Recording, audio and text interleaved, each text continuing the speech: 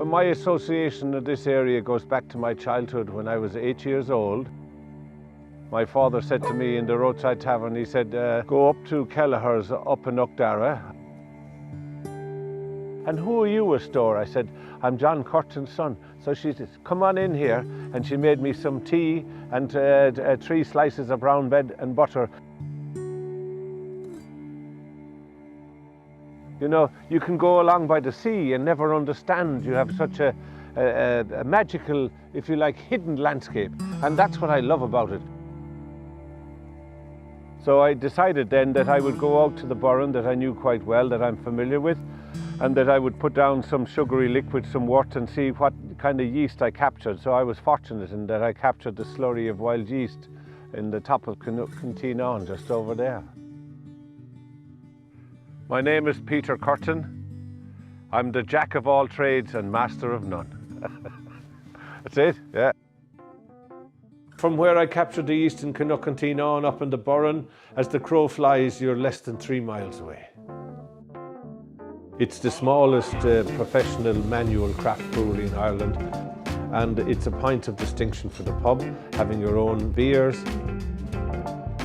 The first part of brewing is making the wort, making the sugary liquid, the food for the yeast to eat.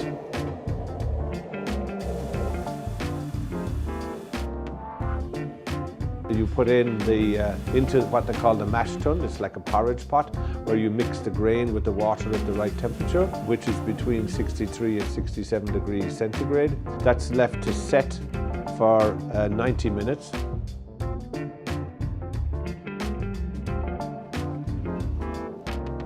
Things are good, and when you have nice beers in front of you, things even get better.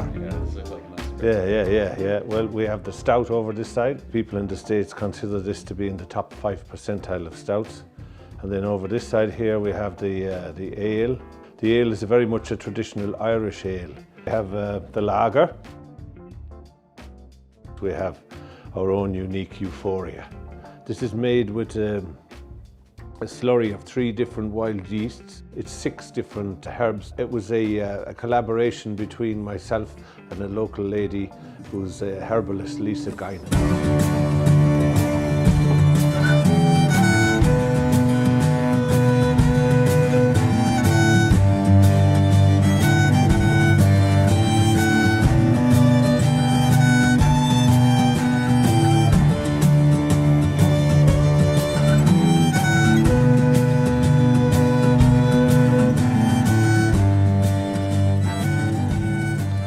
My name is Lisa Guinan, and I am a herbalist and naturopath. Peter got on to me and he phoned me up one day and said that he was interested in making this group beer.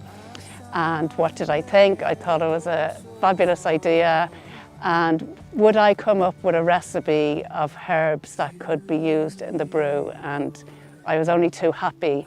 I was so happy to see somebody who was willing to do the old style beer and use herbs and involve local people. I thought it was fantastic. I'm Lisa Guinan, herbalist. So I can see. The herbs are put into a big sock. It's like a very fine sieve.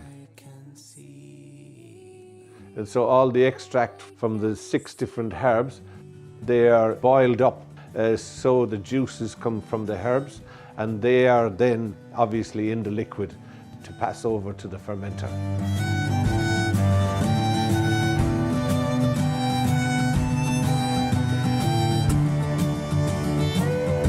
Yeast is absolutely where the magic happens. Keeping the yeast happy is what it's all about.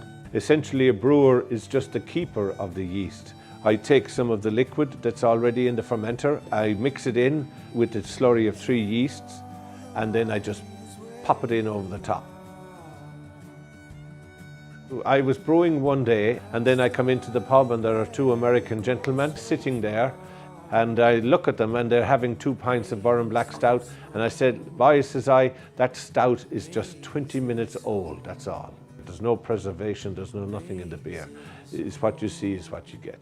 The mountain to Muhammad, the horse to water to make him drink. You can only find the beers in the Roadside Tavern pub in Lisdoonvarna.